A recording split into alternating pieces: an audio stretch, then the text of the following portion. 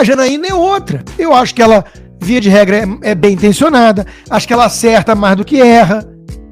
Mas eu olho para ela com uma certa desconfiança em relação a ela ser uma defensora do conservadorismo. Eu olho com uma desconfiança de que às vezes ela tem um perfil meio novo-antigo, sabe? Novo-antigo. Então, mas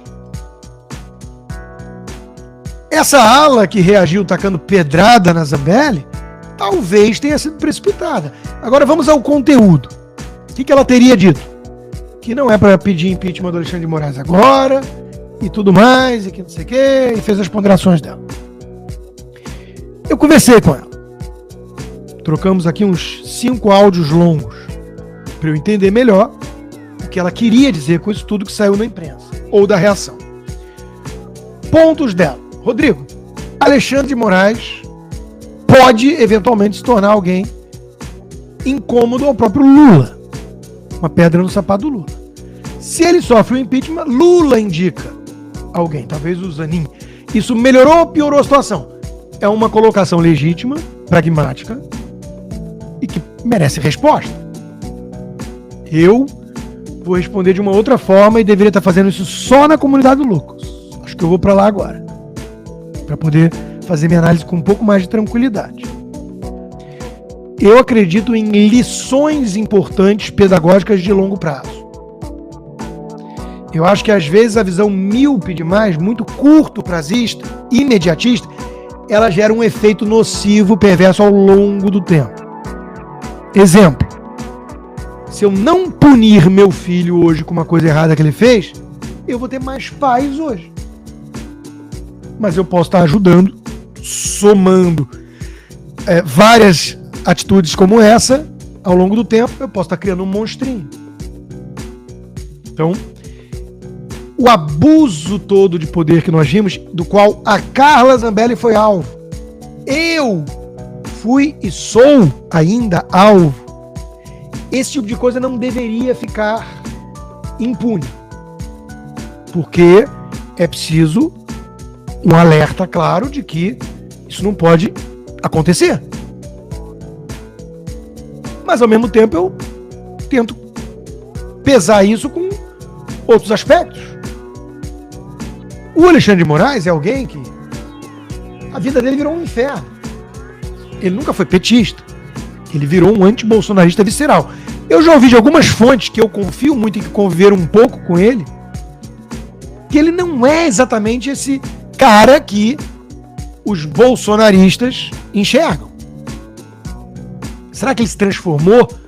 Será que ele reagiu de maneira acuada, uma fera acuada, de maneira excessiva e foi dobrando a aposta e aquela coisa, né? Quando você dá all-in, você dá all-in. Só tem um movimento. Você não consegue mais recuar. Então, são coisas que eu me peguei pensando várias vezes ao longo dos últimos meses. Conversei com algumas pessoas e falaram, Rodrigo, eu sei que o que eu vou pedir para você é difícil, eu sei que você é alvo do arbítrio. Tenta se colocar no lugar do cara. Pô, o cara de repente tá recebendo ameaça, ele leu algumas, né? E ele tá enxergando o bolsonarismo como uma coisa só, e os filhos dele não têm mais vida, e ele não sei o quê. Então, de repente, quando o assunto é bolsonarismo, triga algo que o cara fica irracional. Aí vem o fígado.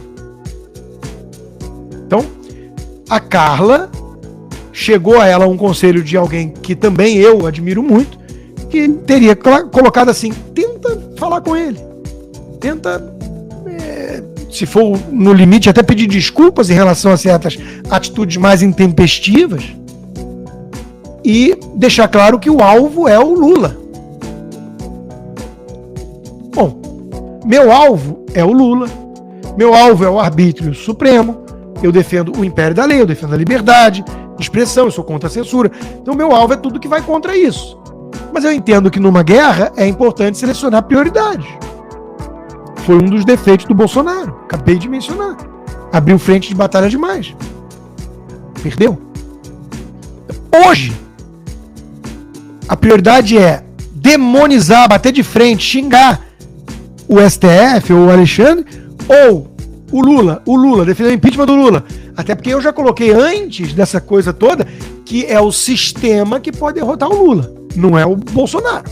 Agora, é o sistema. É quem colocou o Lula lá para derrotar o Bolsonaro. São esses que podem eliminar o Lula. Antes até de 4 anos. É impeachment, por aí vai. Então tudo isso, meus caros, merece reflexão.